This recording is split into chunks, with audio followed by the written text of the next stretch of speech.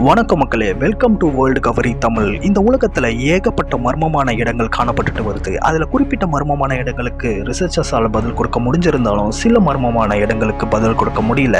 அப்படிப்பட்ட சில மர்மமான இடங்களை பற்றி தான் நான் இன்னைக்கு இந்த வீடியோவில் உங்களுக்கு கொண்டு வந்திருக்கேன்.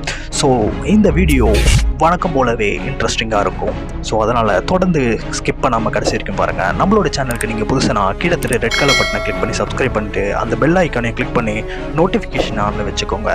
நீங்கள் பண்ணுற ஒவ்வொரு சப்ஸ்கிரைபுமா என்னை அடுத்தடுத்த குவாலிட்டியான வீடியோவுக்கு மோட்டிவேட் பண்ணும். சரி, வாங்க டாபிக்குள்ளே போகலாம்.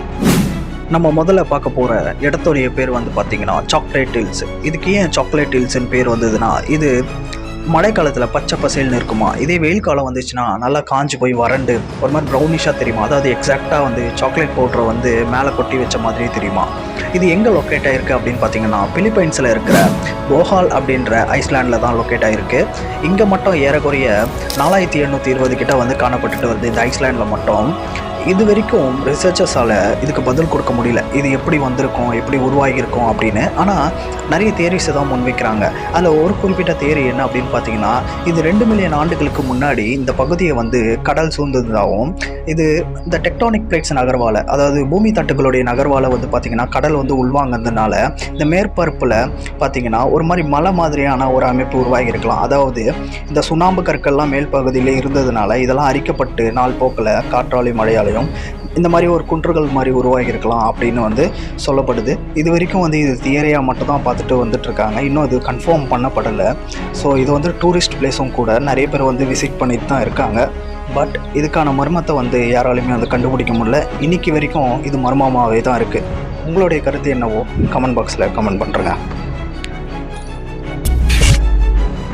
நம்ம அடுத்து பார்க்க போகிறது டேபி ஸ்டார். இது 1500 லைட் இயர்ஸ் தூரத்தில் காணப்பட்டுட்டு வருது. இது சைஸில் சூரியனை விட ரொம்பவே பெருசு. இதில் இருக்கிற மர்மம் என்ன அப்படின்னு பார்த்தீங்கன்னா, இதோடைய லூமினேஷனும் ஃப்ளக்சுவேஷனும் தான் இதற்கு காரணம். அதாவது இதிலிருந்து வர இந்த ஒளிவுத்தன்மையும் அதில் வர மாற்றங்களும் தான் இதற்கு காரணமாக இருக்குது, இதோடைய இந்த மர்மத்துக்கு. ஸோ இதை பற்றி நம்ம பார்க்குறதுக்கு முன்னாடி இதோடைய ஹிஸ்ட்ரியை பார்த்துருமா. அதாவது இது முதல்ல எப்போ கண்டுபிடிக்கப்பட்டது, யார் கண்டுபிடிச்சது, அந்த மாதிரியான டீட்டெயில்ஸை பார்த்துட்டு வந்துடுவோம். இது முதல்ல எந்த பேரில் அழைக்கப்பட்டுட்டு வந்தது பார்த்திங்கன்னா, KIC 8462-852 அப்படின்னு தான் அழைக்கப்பட்டுட்டு வந்தது.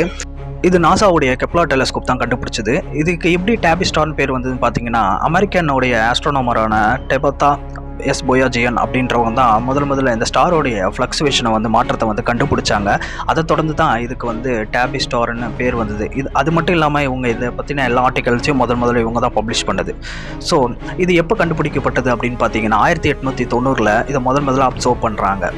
ஸோ இதை தொடர்ந்து வந்து பார்த்திங்கன்னா UCAC4 and vice astronomical researchers வந்து இதை பற்றின எல்லா ஆர்டிகல்ஸையும் வந்து பப்ளிஷ் பண்ணுறாங்க. 1997, 2003, 2009, 2012 இதை பற்றின எல்லா ஆர்டிகல்ஸையும் பப்ளிஷ் பண்ணுறாங்க. ஸோ இதோடைய மர்மம் என்ன அப்படின்னு பார்த்தீங்கன்னா, நான் முன்னாடி சொன்ன மாதிரி இதோட ஃப்ளக்சுவேஷன், இதோடைய மாற்றம், ஒளிர்வோடைய மாற்றத்துக்கு என்ன காரணன்றது யாருக்குமே தெரியல. இது வந்து சூரியனை விட பெருசு இல்லையா. ஸோ இதை மாதிரி ஏதாவது ஒரு கிரகம் வந்து இதை தடுத்தால் மட்டும்தான் இதோடைய அந்த ஒளிர்வு தன்மையை கம்மி பண்ண முடியும். அப்படி எந்த ஒரு ஸ்ட்ரக்சர் வந்து இதை தடுத்துட்டு வருது.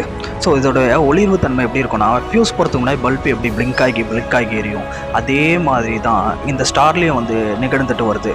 ஒருவேளை இதை சுற்றி ஏதாவது எரிக்கற்கள் இருக்குமா, இதை சுற்றி எரிக்கற்கள் இருந்து இதோட அந்த ஒளிர்வு தன்மையை கம்மி பண்ணுமா? இல்லை.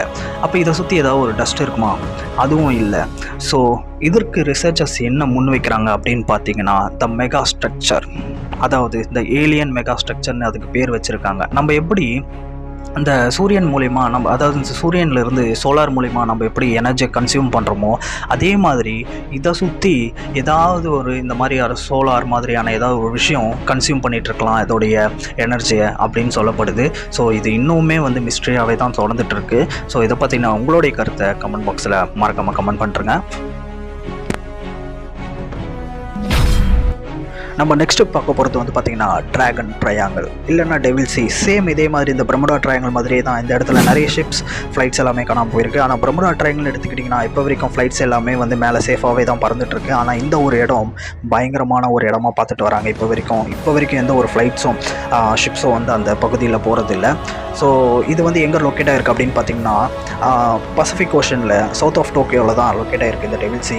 ஸோ இந்த இடத்துல முதல்ல காணாமல் போன ஃப்ளைட் வந்து பார்த்திங்கன்னா எப்போனா ஆகஸ்ட் 1945 மிட்சுபிஷி A6M0 அப்படின்ற இந்த ஃப்ளைட் தான் வந்து முதல்ல காணாமல் போயிருக்கு. இந்த சம்பவம் நடக்கிறதுக்கு கொஞ்ச நேரத்துக்கு முன்னாடி அந்த ஃப்ளைட்டோடைய பைலட்டான ஷிரோ கவமோட்டோ அவர் பேசின கடைசி அந்த கம்யூனிகேஷன் ரேடியோவில் அவர் பேசின கடைசி அந்த வார்த்தைகள் வந்திருக்கு. இதை கேட்கும் போது ஜப்பானோடைய கவர்மெண்ட்டே வந்து ஷாக் ஆகிடுச்சுன்னே சொல்லலாம்.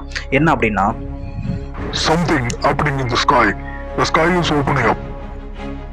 நீங்கள் கேட்டிருப்பீங்கன்னு நினைக்கிறேன்.